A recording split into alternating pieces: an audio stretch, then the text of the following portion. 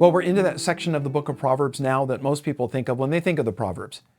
You know, those short, pithy sayings that encapsulate wisdom while waving us off its opposite, folly. And as we might guess, Proverbs has a lot to say about the tongue, about our speech, more than almost any other single subject in the book. Most of it is refreshingly straightforward. Solomon is not interested in being subtle at this point. He had watched people talk themselves into trouble for decades, and so he wrote it all down. Now, before we get into the verses, it's worth remembering just how seriously the ancient world took all of this. The Egyptians had an entire genre of instruction literature built around controlling speech. The instruction of Fahotep, one of the oldest books in existence, warns a young man that, quote, a talkative man is an abomination, unquote. That was 1,000 years before Solomon even picked up his quill. This wasn't a niche concern. Every wisdom tradition in the ancient Near East circled back to the same problem. The mouth gets people killed. Solomon just said it better and said it with the authority of God behind it. So let's start where he does. That would be verse 19 of Proverbs 10. In the multitude of words, sin is not lacking, but he who restrains his lips is wise. It's common sense, really. The more you talk, the greater the odds you're going to say something that you shouldn't. Every extra sentence is another chance to trip up. So we have a caution here against being overly loquacious, effusive, garrulous, or a word that we actually use, gabby. But this proverb does more than put a kibosh on being verbose. Look at what it actually commends. It sees wisdom as a restraint on speaking, a pulling back of what you're inclined to say. This isn't the silence of someone who has nothing to say. He has something. He just doesn't say it because he doesn't need to. It wouldn't add anything of value to the conversation, and so he reins it in. We've all been in that conversation where someone goes on and on and on, and you're thinking, where's this going? Or maybe, hasn't that already been said? You realize they just like the sound of their own voice. It's a stream of consciousness with no exit ramp. The conversation starts with, where should we go for lunch? And 20 minutes later, they've covered who has the best tacos, a pair of shoes that they bought on sale, and which airline has the best legroom. Here's a historic footnote that fits the theme almost too well. Calvin Coolidge, our 30th president, was so famously silent that people called him Silent Cal. At a dinner party, a woman reportedly bet that she could get more than 2 words out of him. When she told him so, he said, "You lose." That's likely more legend than an actual transcript, but the reputation for was honestly earned. Coolidge believed most talk was wasted breath, and he governed accordingly. Say what needs saying, and let the rest go. There were elders at the church where I served for 4 decades who fit this pattern. They listened to everyone else's input. If someone gave their view, they would just align with it by simply saying something like, "Yes, I agree." Now, every so often, we might be stuck on something, might be deep in the weeds of some issue that we were dealing with, and not knowing how to proceed, we'd ask that quiet elder, "What do you think?" And then out would come wisdom that cut straight through the fog. Instead of sitting there rehearsing what they were going to say next, they actually listened, sorting the relevant from the irrelevant, and packaged what mattered into something short enough to hear. There's a line from a song some years back that said it well. It spoke of, quote, the foolishness of paragraphs that were better as one word, unquote. In the multitude of words, sin is not lacking, but he who restrains his lips is wise. And speaking from long experience, I can tell you the regret of not saying something is far lighter than the regret of the thing I did say, but ought not to have. Now, Proverbs 11, verses 12 and 13 says, he who is devoid of wisdom despises his neighbor, but a man of understanding holds his peace. A talebearer reveals secrets, but he who is of a faithful spirit conceals a matter. In a word, don't gossip. But there's a principle underneath that's worth unpacking. In any close relationship, you find out things that carry the potential for embarrassment and shame. Not broadcasting them, not making them public, is the mark of a friend. Hey, I'm categorically not talking about things that are illegal or dangerous. I'm referring to those personal foibles, those silly quirks that we all have but most people rarely see or hear. The neighbor in verse 12 is someone who lives close by. Communal life mattered far more to the ancient world than it does to us today. People weren't just located next door to each other, they lived next to each other. In a village or a town, they heard and saw what was going on in one another's houses. Soundproofing wasn't a thing back then. Community meant literally living together, which required trust. You had to depend on each other to keep promises and guard each other's dignity, because most Middle Eastern societies are what are called honor-shame cultures. An honor-shame culture is a system where a person's behavior is regulated mainly by the community's approval or disapproval, by how one's actions reflect on one's honor, on family, on group standing, rather than by an internal sense of individual guilt before an abstract moral code. Honor-shame cultures locate morality in the community's eyes. The question isn't just, did I break a rule, but have I brought disgrace on myself or my family or my group? Shame is removed by restoring public standing, an apology, a gesture, a mediator, not just by private repentance. Honor is a limited, shared resources. Your family's honor rises or falls with your conduct, and of course, vice versa. So you see why gossip is always bad, but can be fatal in an honor-shame society. So Proverbs says that it's a fool who needlessly rats out a neighbor, because nobody trusts the rat. Verse 13 says the trustworthy person is the one who knows things about others that could cause embarrassment, but doesn't post them on social media.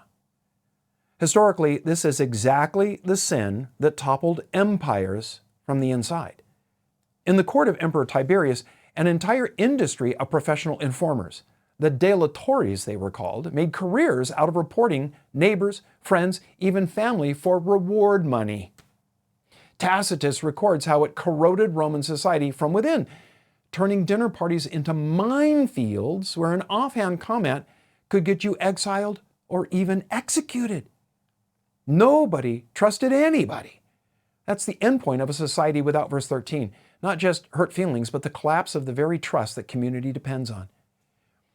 Okay, verse 18 of Proverbs 12 says, "There is one who speaks like the piercings of a sword, but the tongue of the wise promotes health." Do you remember the old rhyme, "Sticks and stones may break my bones, but words will never hurt me"? It isn't true, is it? Words can be weapons that wound, and other words can heal those wounds. Proverbs 18:21 says, "Death and life are in the power of the tongue, and those who love it will eat its fruit." Meaning, those who love death use words to maim and kill, while those who love life speak life-giving, life-preserving, life-restoring words. Here's a historical case study in exactly how sharp that sword can be. In 1870, a French ambassador met with the Prussian king at a spa town called Ems to discuss a diplomatic dispute. The meeting itself was fairly cordial, but Otto von Bismarck, Prussia's chancellor, got a telegram summarizing it and edited it before releasing it to the press, tightening the language just enough to make each side sound like it had insulted the other. That's it. That's the whole spark. Within a week, France declared war. Now, Bismarck later admitted the edited telegram had the effect of, quote, "a red flag on a French bull," unquote. Tens of thousands of men died in the Franco-Prussian War, and the pen that lit the fuse belonged to one man rewording one paragraph.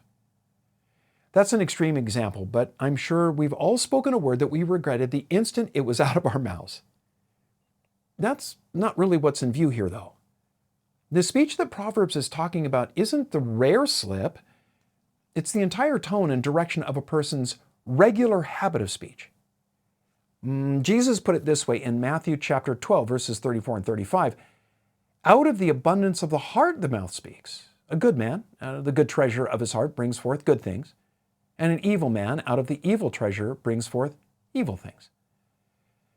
Our character gets revealed by the overall direction of our speech, not by one bad day, but by the repeated pattern. Proverbs 12:22 says, "Lying lips are an abomination to the Lord, but those who deal truthfully are His delight." Now, notice the contrast that's there. Deceit is an abomination to God, while he delights in truth. And of course, abomination, that's a heavy word. It means something that's so disgusting it turns your stomach, like a genuinely bad smell. Lies reek. They turn God's stomach. But those committed to truth are, to him, a pleasant fragrance. Proverbs 12:25 says, anxiety in the heart of man causes depression, but a good word makes it glad. Solomon diagnosed anxiety as a cause of depression almost 3,000 years before psychology existed as a field. This isn't the everyday concern that's common to everybody. This is worry that's moved from the head to settle as fear in the heart. It wraps itself around the way that we see ourselves and becomes part of our identity. We stop resisting the enemy's lies. We start believing them. Oh, I'll never be good enough or smart enough or strong enough, whatever enough. I'm just a pathetic loser doomed to a life of despair. That's kind of the way that we think. Now, the cure to that is a good word. In Hebrew, the tab dabar. A good message is what it means. In Greek, it was euangelion, sometimes evangel, the gospel, the good news. You are not a loser. You are created in God's image to enjoy an eternal, intimate relationship of infinite love. Please listen to me. The glorious King of Kings, the majestic Lord of Lords, bids you to lay aside the wretched rags of depression for a brilliant garment of joy. Go to Jesus and he will give it to you. Well, Proverbs 25:11 says, a word fitly spoken is like apples of gold in settings of silver. The right word at the right time is a work of art. Mark Twain once joked that the gap between the right word and the almost right word is the same gap as between lightning and the lightning bug. Which is more or less what Solomon is saying here, just with better words. Proverbs 16:24 echoes the same idea. Pleasant words are like a honeycomb, sweetness to the soul and health to the bones. Now that stands in sharp contrast to what comes next, verse 28. A perverse man sows strife, and a whisperer separates the best of friends. Some people actually like being a pain. They're what I call emotional arsonists. They're empowered by causing drama. They throw Molotov cocktails of gossip to rile people up against each other, and then they sit back and watch the turmoil. It makes them feel in control because they caused that turmoil. There's a slow motion version of this from American history that's almost funny in hindsight if it hadn't gotten so ugly. In 1859, on San Juan Island in the disputed waters between the U.S. and British Canada, an American settler shot a British-owned pig that kept getting into his garden. That's the entire inciting incident. Now, word spread. Tempers flared on both sides. Both nations sent troops and warships to the island, and for a tense stretch, the Pig War, as it was called, genuinely threatened to become a shooting war between two major powers over one dead pig and a lot of loose talk. Now, cooler heads eventually prevailed, and it was resolved without a single human casualty, but it's a near perfect illustration of how quickly a whisper and a grievance can escalate into something nobody intended. In contrast to the emotion arsonist that's sowing strife, stands the peacemaker that Jesus speaks of in Matthew chapter 5, verse 9, who are called the children of God. In Proverbs 17:28, we find this. Even a fool is counted wise when he holds his peace.